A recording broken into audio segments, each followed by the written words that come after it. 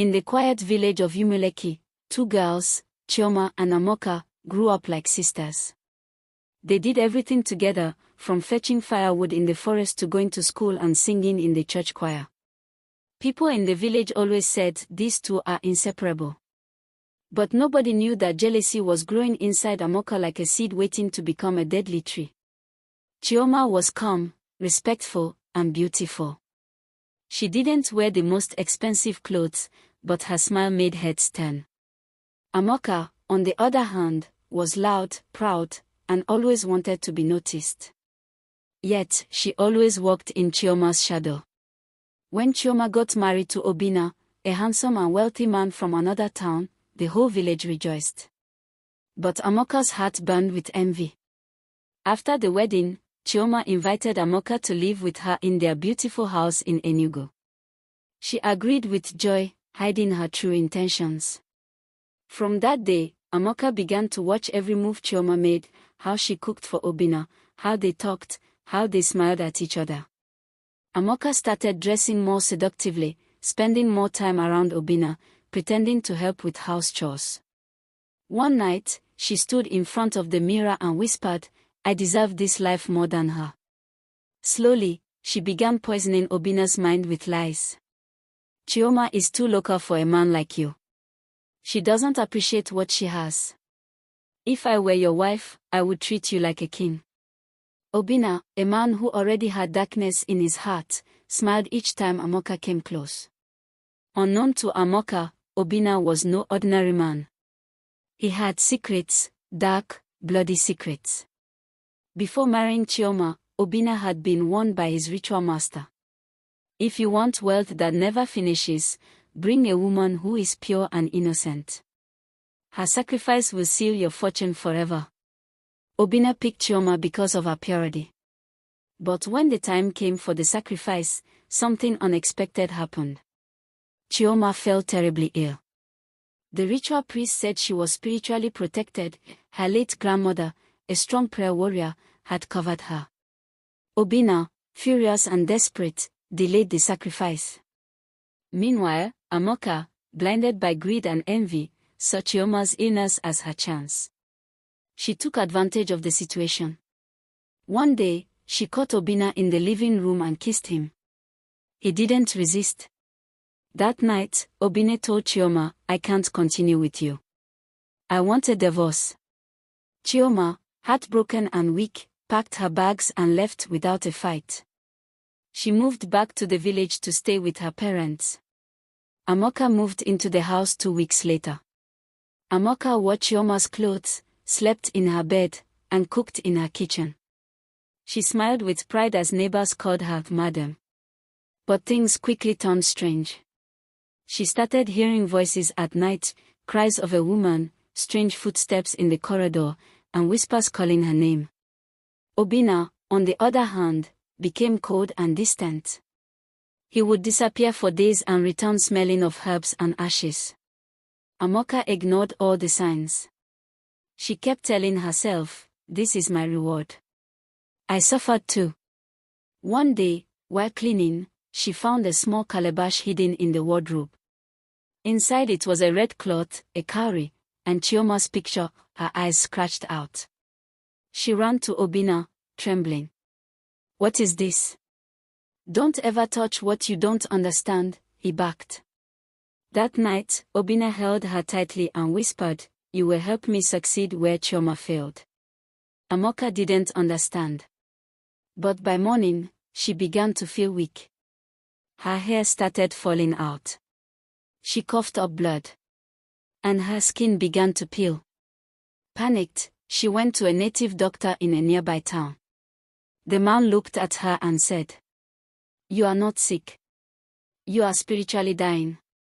The man you sleep with at night is draining your soul for money. He's using you." Amaka screamed. She rushed back home and searched Obinna's private room. She found a diary filled with strange writings and the names of other women, all crossed out. At the bottom of the list, her name was written in red, and beside it, "Sacrifice on the next full moon." Amaka collapsed. She waited till Obinna left the house. Then, She ran. She didn't take clothes or money, just her phone. She ran through bush paths and motor parks until she reached Umuleki. Chioma was sitting under the mango tree when she arrived, dirty, tired, and shaking. She waited till Obinna left the house. Then, she ran. She didn't take clothes or money, just her phone. She ran through bush paths and motor parks until she reached Umuleki. Chioma was sitting under the mango tree when she arrived, dirty, tired, and shaking. Chioma, please forgive me, Amaka wept, falling to her knees. Chioma looked at her, shocked and confused. Amaka, what are you doing here? Amaka confessed everything, how she stole Obinna, what she saw, what he planned. Chioma said nothing for a long time, then quietly replied. I prayed to God to reveal the truth. I didn't fight you because I trusted that light will always defeat darkness. Amaka broke into tears. Chioma took her in and nursed her back to health. Together, they reported Obinna to the police, and with help from elders and prayers, the dark secrets were exposed. Human bones were found buried behind the mansion. Obinna was arrested. Chapter 6: Lessons from Pain. Months later, Chioma started a foundation to help women escape dangerous marriages. She also went back to school and opened a small business. Amaka, now sober and humble, served in the church as a helper. She no longer chased riches. She often told young girls, jealousy will make you take what God protected someone else from. They never became best friends again, but they respected each other. Pain had taught them both what peace could not. Epilogue. In the village square, old Mama Ifeoma would often tell children. Two friends entered the fire. One was saved because she was pure. The other was burned because she was greedy. But both came out with a story the world must never forget. 3 years passed. Chioma had healed. Her foundation, Women of Valor, helped many women leave dangerous marriages. She became a well-known speaker and advocate across eastern Nigeria. Amaka, now humbled, worked quietly behind the scenes, assisting with organizing events. She lived a simple life and spent most of her time praying and fasting, trying to rid herself of the guilt. But peace was short-lived. One morning, a letter arrived at Chioma's office in Enugu. No sender name. Just one line written in red ink. You think it's over? Rituals never die. Chioma froze. That night, Amaka had a nightmare. She saw Obinna standing in a dark room, laughing, surrounded by fire. He called her name, Amakoko, you belong to me. She woke up screaming. She rushed to Chioma's house. Something is wrong, Chioma. He's not dead. He's still walking in the spirit. Chioma took her to a strong prayer warrior named Mama Ojeki, a respected old woman from Nsukka. Mama Ojeki told them. Obinna never walked alone. He was part of a secret brotherhood. You destroyed one man. But the altar still stands. If you don't destroy it, the curse will return. Chapter 8: The Journey to Akoto Shrine. With Mama Ojeki's help, Chioma and Amaka began a spiritual journey. They fasted for 21 days and prayed every night at 12 midnight. During one of the sessions, Chioma saw a vision, a tree in a forest, dripping blood, with names carved into its bark. She recognized her name, Amokas, and several others. Mama Ojeki confirmed it. That's the Akoto Shrine, deep in the forest of Nobi. That is where the covenant was made. Until that tree is uprooted and the altar broken, your destinies are still tied. Despite fear, Chioma and Amaka agreed to go. Along with Mama Ojeki and 2 prayer warriors, they journeyed into the deep forest. There, they found the old shrine, guarded by a mentally deranged man. But he wasn't mad, he was the chief priest, cursed for failing to complete Obinna's final sacrifice. They prayed for hours. Lightning struck. Rain poured. The tree caught fire without being touched.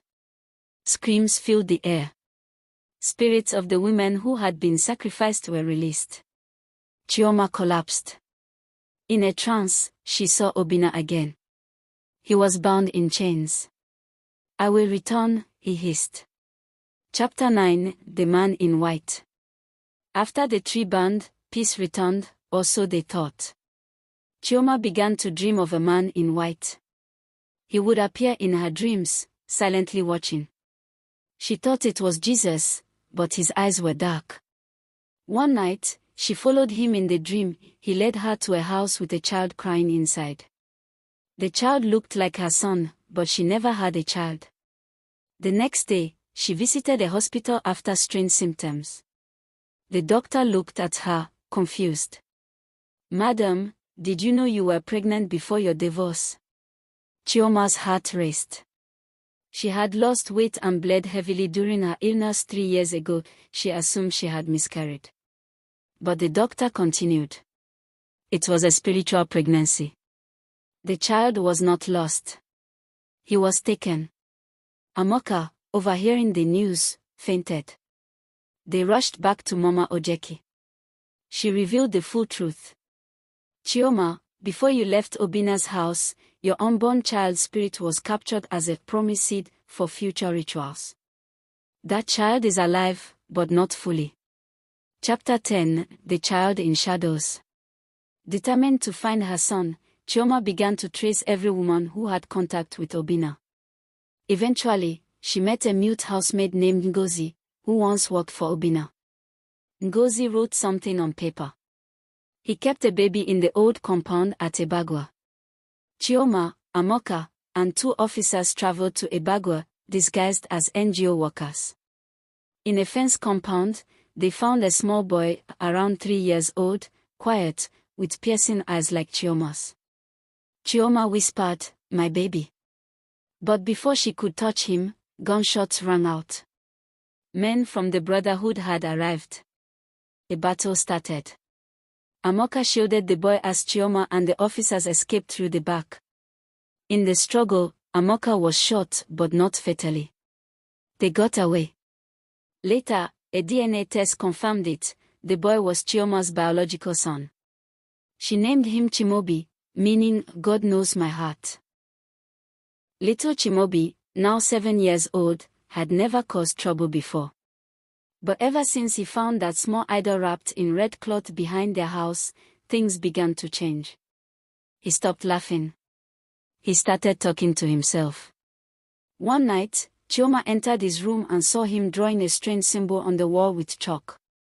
When she shouted his name, he turned and whispered, "Papa says I should not listen to you." Chioma screamed. There was no one in the room, but Chimobi kept insisting that Papa Obinna visited him at night. Amaka and Mama Ojeki were called immediately.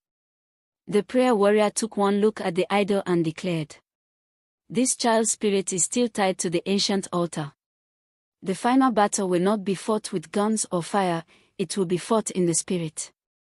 Mama Ojeki instructed that Chimobi be taken to Ogwagu Mountain, a sacred prayer ground known for spiritual deliverance. They fasted for 7 days. On the 7th night, as the moon turned red, Chimobi collapsed. His body shook violently. Then, a voice came from his mouth, deep and terrifying. "You broke the altar, but the seed is still mine. You took my blood, now I want yours." Everyone trembled. Chioma fell to her knees crying, "Please, God. I've suffered enough. Don't take my only child." Suddenly, Amaka stepped forward, eyes full of courage. Shouted, "You took my peace, my soul, my body, but you won't take this child. I gave myself to you once in blindness. Today, I reclaim what was stolen." She placed her hand on Chimobi's head. The wind blew fiercely. A dark shadow rose from the boy and screamed as fire from above consumed it. Chimobi gasped, and then went still. The spirit had left. As they descended from the mountain, Amaka collapsed. Mama Ojeki knew immediately. She turned to Chioma. "Amaka has offered herself again, this time willingly, but spiritually. it has a price. Amaka was rushed to the hospital. There, doctors said she had no physical illness, but her heart was slowly failing. Chioma sat by her bed every night. One evening, Amaka smiled faintly and whispered, "Tell Chimaobi I didn't just destroy his enemy. I destroyed the woman I used to be." Chioma cried bitterly. "You saved him, Amaka. You saved me. You saved us all." Amaka looked up, peaceful. "Then I can rest now." She closed her eyes and never woke up. Amaka was buried in her hometown. People came from far and wide, including women who had once been saved through her counseling. Chioma gave a speech at her burial. "Amaka was once my enemy. Then she became my savior. She taught me that even broken people can become heroes." Years passed. Chimaobi grew into a strong, intelligent young man. He never forgot the things he survived. He eventually became a pastor and a counselor to youth caught in dark spiritual traps. Chioma continued running Women of Valor, and every year, she lit a candle for Amaka, the friend who once betrayed her, but later became her protector. One day, Chimaobi stood in front of a large crowd at a crusade and told his story. At the end, he said, "You may come from darkness, but God can still write your story with light. I am not the child of a ritualist. I am the child of a praying mother and a redeemed friend." The crowd stood in silence. Then applause broke out. From the heavens, perhaps, Amaka smiled.